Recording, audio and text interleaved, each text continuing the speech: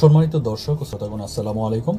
আজকে একটি বিশেষ বিষয়ে আপনাদেরকে অবহিত ও প্রেক্ষিতে করণীয় সম্পর্কে পরামর্শ দেব। সম্প্রতি ফেনীর এসপি জাকির হাসান বলেছে, ব্যালট রক্ষায় গুলির আদেশ পেয়েছে পুলিশ। এই কথার মাধ্যমে আইনগতভাবে সে মানুষ হত্যার উস্কানিদাতা হিসেবে বিবেচিত হয়েছে। তার এইরূপ উস্কানিতে কেউ গুলি চালালে এবং সেই গুলিতে কোনো নাগরিক নিহত হলে বিচারিক আদালতে অর্ধশিক্ষিত এই এসপির মৃত্যুদণ্ড পর্যন্ত হতে পারে।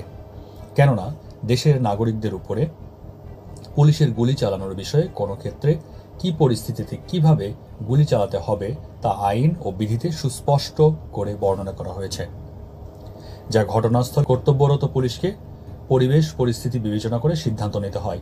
আগাম গুলির আদেশ কখনোই কেউ কাউকে দিতে পারে না, তাহলে তা অপরাধজনক নরহত্যার আদেশদাতা হিসেবে পরিগণিত হয়। আইনগতভাবে পুলিশ শুধুমাত্র দুই ধরনের অবস্থার প্রেক্ষিতে গুলি চালাতে পারে। প্রথমত, পরিস্থিতি যদি এমন হয় যে কাউকে হত্যা করা না হলে তাৎক্ষণিকভাবে নিজের এবং অপরের জীবন বা বড় ধরনের কোনো সম্পদ হানি কোনোভাবেই রোধ করা যাচ্ছে না, তাহলে। আর দ্বিতীয়ত, মৃত্যুদণ্ড অথবা যাবজ্জীবন কারাদণ্ডের দণ্ডিত কোনো আসামিকে গ্রেফতারকালে সে যদি পালিয়ে যাওয়ার চেষ্টা করে এবং পরিস্থিতি যদি এমন হয় যে তাকে হত্যা করা ছাড়া আর কোনোভাবেই তার গ্রেফতার নিশ্চিত করা যাচ্ছে না, তাহলে এর বাইরে কেউ কাউকে কোনোভাবেই গুলি চালাতে পারে না।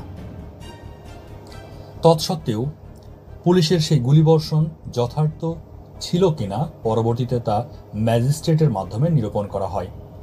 এই ইনকোয়ারিকালে ম্যাজিস্ট্রেট সকল পক্ষ এবং নিরপেক্ষ ব্যক্তিবর্গের জবানবন্দির সাথে সাথে পরিবেশ এবং পরিস্থিতি বিবেচনায় নেন।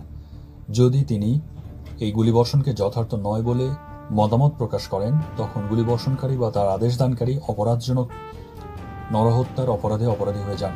আবার ইনকোয়ারিকারী ম্যাজিস্ট্রেট যদি রাজনৈতিক বা ব্যক্তি স্বার্থ হাসিলের লক্ষ্যে অসৎ উদ্দেশ্যে প্রণোদিত হয়ে সত্যকে পাশ কাটিয়ে মনগড়া ইনকোয়ারি রিপোর্ট দেন, তাহলেও সেই ম্যাজিস্ট্রেট ও গুলিবর্ষণকারী অপরাধীকে সহায়তা অথবা আশ্রয় দানের অপরাধে অপরাধী বলে গণ্য হন। সুতরাং বেআইনিভাবে মানুষ হত্যার আদেশদানকারী এই এসপিকে চিনে রাখুন এবং তার বিষয়ে সর্বোচ্চ সতর্ক থেকে তার নিজের এবং পরিবার পরিজনের নাম, ঠিকানা ও অবস্থান সংগ্রহ করে রাখুন, যাতে করে শেখ হাসিনার এই ঐতিহাসিক আহ্বানে বাস্তবায়ন ঘটিয়ে তাদেরকে জয় বাংলা করে দেওয়া যায়।